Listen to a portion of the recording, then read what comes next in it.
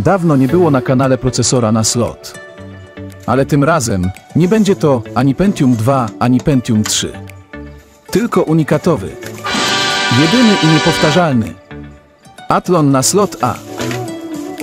No może nie przesadzajmy, że taki unikatowy i jedyny.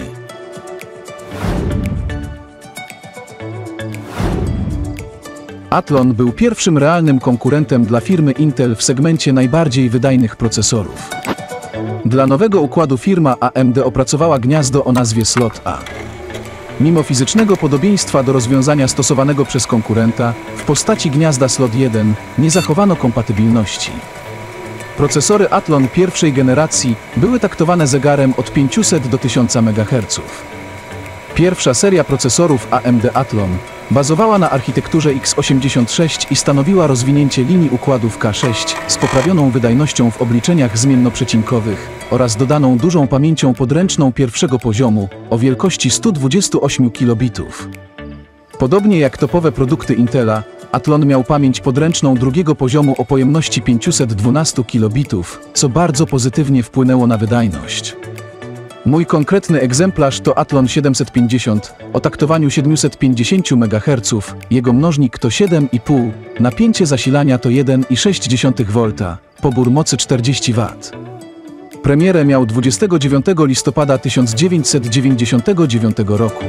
Płyta główna Shuttle AI61 oparta jest na chipsecie AMD Iron Gate, AMD 751 i 756, ma 5 złącz PCI. 3 złącza pamięci obsłużą maksymalnie 768 MB pamięci SD-RAM. Dodatkowo, płyta główna oferuje monitorowanie systemu i obsługę Ultra DMA66. BIOS zawiera wszystkie standardowe funkcje umożliwiające prawidłową konfigurację parametrów płyty głównej. Ponadto oferuje on obszerny monitoring systemu z ustawionymi limitami temperatury, po przekroczeniu których system zostaje wyłączony. Ważne jest, żeby osiągnąć maksymalną wydajność płyty głównej, funkcja Super Bypass Mode musi być aktywowana w BIOSie. Konfiguracja procesora jest realizowana na 2 sposoby. Napięcie CPU jest ustawiane za pomocą jumpera na płycie głównej, a inne parametry, takie jak magistrala i taktowanie pamięci, w BIOS. Dobrze, system Windows XP zainstalował się w międzyczasie. Do kompletu z Athlonem mam idealną kartę z epoki Rivet TNT 2. Jest to Elza Razor 3, posiada ona aż 32 MB pamięci i interfejs AGP-2. Szaleństwo! Zobaczmy, czy podoła hitowi GTA 3. Och, no tak, wspomnienia z tamtych czasów, gdy GTA 3 na mojej super hiper mega zaawansowanej karcie Elza Razor TNT 2 działało w olśniewającej rozdzielczości 640×480. To było prawdziwe doświadczenie wizualne, które sprawiało, że czułem się jak prawdziwy gangster w Liberty City. Przecież kto potrzebuje teraz tych wszystkich pikseli, Ultra HD i super wydajnych kart graficznych? Rozdzielczość 640×480 to był szczyt osiągnięć technologii. Widziałem wszystkie te piksele, każdy z nich miał swoją własną osobowość. Czasami wydawało się, że są tak realistyczne, że mogłem prawie dotknąć ich małych kwadratowych głów. A dzisiaj młodzi ludzie narzekają na niską rozdzielczość. Nie wiedzą, co to prawdziwe wyzwanie. Dlatego niech młodzi gracze przestaną narzekać i docenią, jak daleko poszła technologia od tamtych czasów.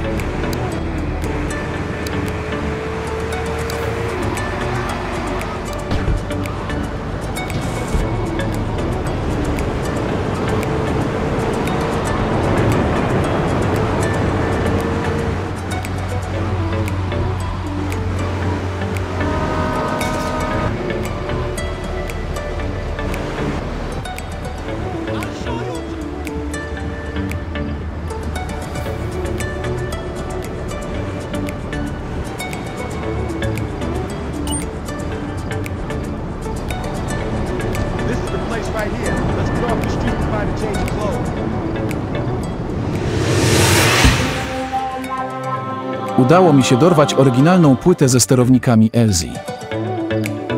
Są na niej tak niesamowite rzeczy, jak wygaszacze ekranu, od których krwawią oczy. Jest filmik reklamowy w rozdzielczości VHS. A także jakaś dziwna gierka z robakiem Jimem. Rewelacja!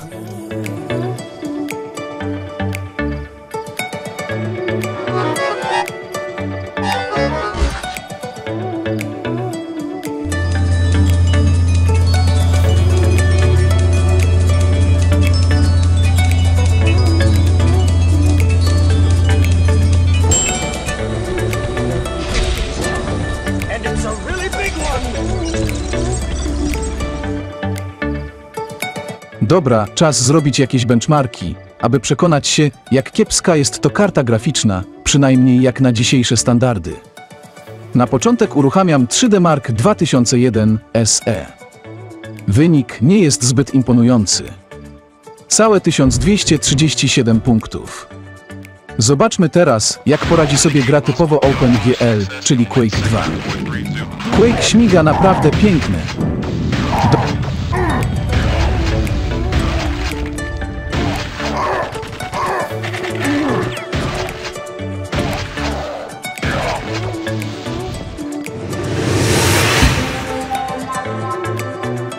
Kartą odrobinę nowszą jest Radeon serii 7000.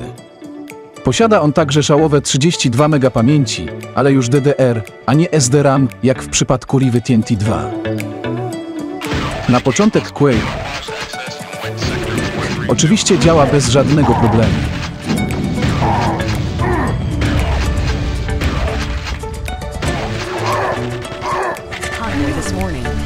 Zobaczmy teraz, jak poradzi sobie z GTA 3.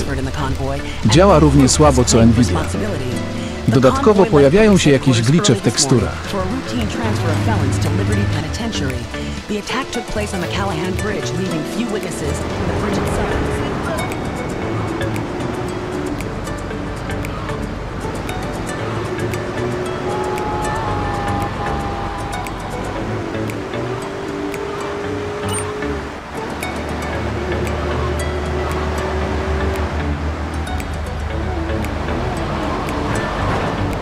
Jednym słowem, porażka.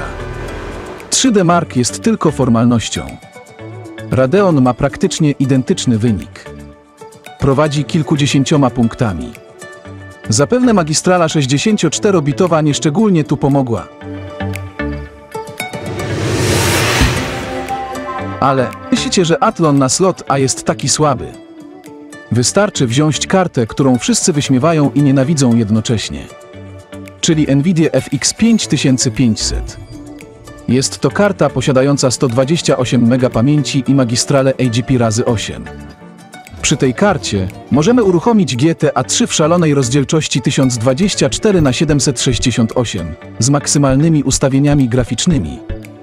Rozmazane piksele znane z Rive TNT stają się większe i pytają, o w czym problem.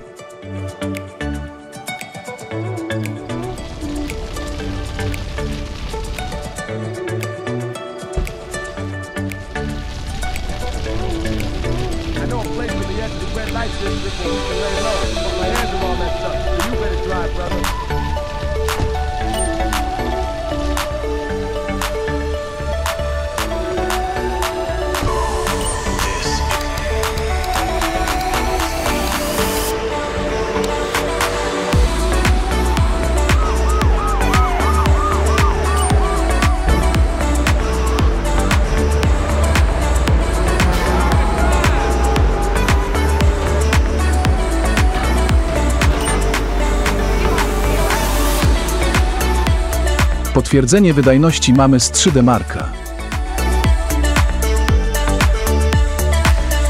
Wynik jest praktycznie 3 razy lepszy od Rive i Radeona. To jest już coś.